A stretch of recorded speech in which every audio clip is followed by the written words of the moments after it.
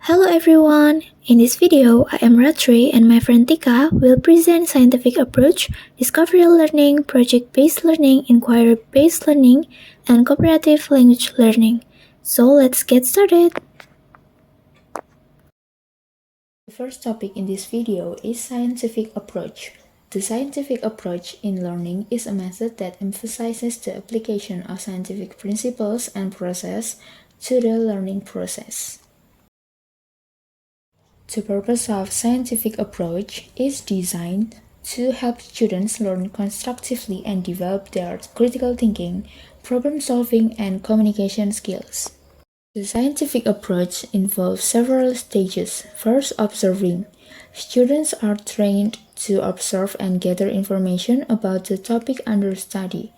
This stage helps students develop their critical thinking skills and understand the importance of thoroughness and searching for information. Second, questioning.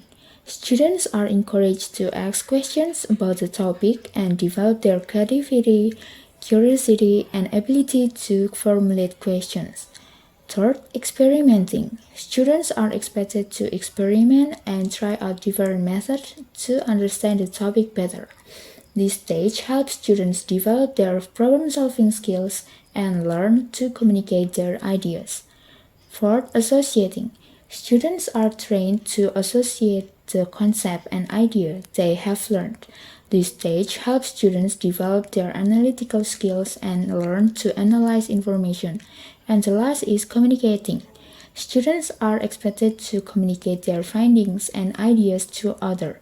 This stage helps students develop their communication skills and learn to express themselves effectively.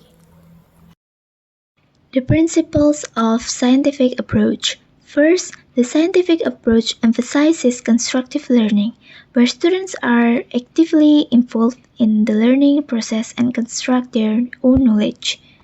Second, the approach emphasizes contextual learning, where students are engaged in meaningful activities that relate to their real-life experience. Third, the scientific approach encourages students to solve problems and develop their critical thinking skills. Fourth, the approach emphasizes the importance of communication in the learning process, where students learn to express themselves effectively. Fifth, the scientific approach integrates multiple skills, including cognitive, affective, and psychomotor skills, to provide a comprehensive learning experience. Discovery learning is a method of inquiry-based instruction that was introduced by Jerome Bruner. It is based on the fact that students acquire new knowledge by experiencing things themselves through discovery. In the case of discovery learning, students actively take part in the lesson process rather than just being passive listeners. Discovery-based learning is typically characterized by having minimal teacher guidance, fewer teacher explanations, solving problems with multiple solutions, use of hand-on materials, minimal repetition, and memorization. The purpose of discovery learning is to foster active engagement and problem-solving skills in students. This approach emphasizes student-centered learning, where students explore and manipulate objects, face questions and controversies, or conduct experiments to discover facts and relationships on their own. Discovery learning aims to enhance critical thinking, creativity, and lifelong learning skills by encouraging students to take charge of their learning and develop essential skills like problem solving, critical thinking, and collaboration. The principles of discovery learning. First, problem solving. Discovery learning implies that the teachers encourage the students to look for solutions themselves. In this process, the students should consider their existing and newly acquired information. In this way, students become the driving force behind the learning process. Second, learner management. The students get the opportunity to work with group mates or learn at their own pace. Such freedom and flexibility relieve the students from unnecessary stress and make them feel their own learning. Third, integrating and connecting. The teachers help their students to combine prior knowledge with newly acquired one. At the same time, they motivate the students to connect to the real world. Thus, this approach increases the creative and analytical thinking of the students. Fourth, information analysis and interpretation. Discovery-based learning is not content-oriented but process-oriented. It is based on the assumption that learning is not an absolute set of facts. Students learn to analyze and interpret the acquired information, and they do not memorize the correct answers.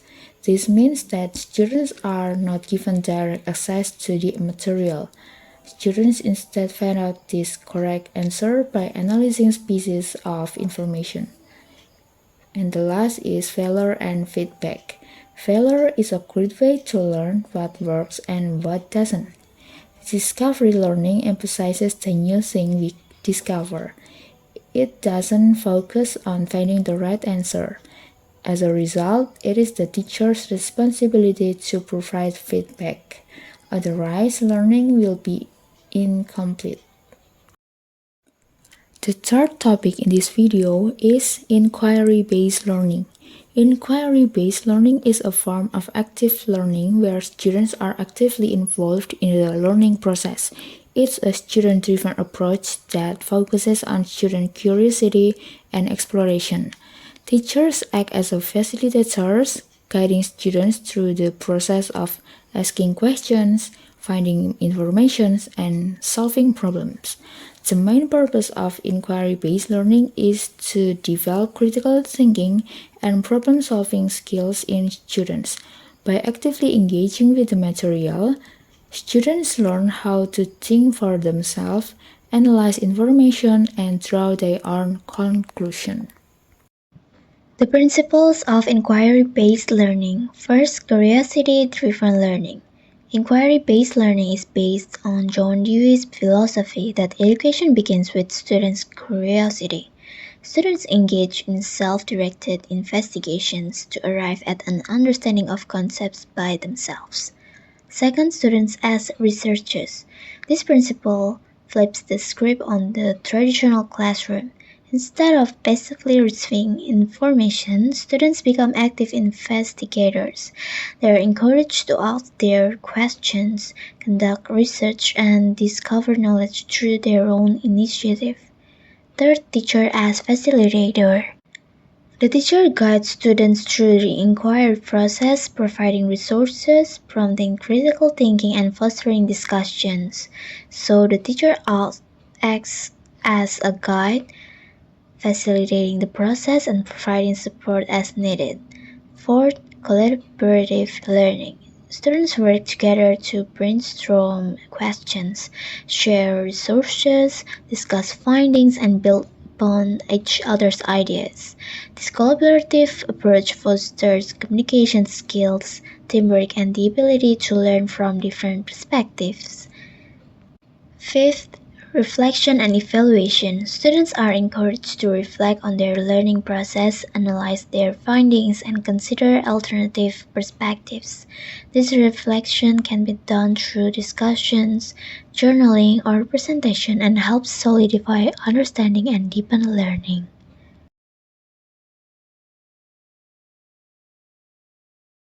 Project-based learning is a student-centered pedagogy that involves a dynamic classroom approach in which students acquire a deeper knowledge through active exploration of real-world challenges and problems over an extended period. It emphasizes student inquiry, collaboration, and the application of knowledge to produce a concrete project or presentation. In the learning process, students are given freedom to go about solving problems or sharing information in the way they see fit.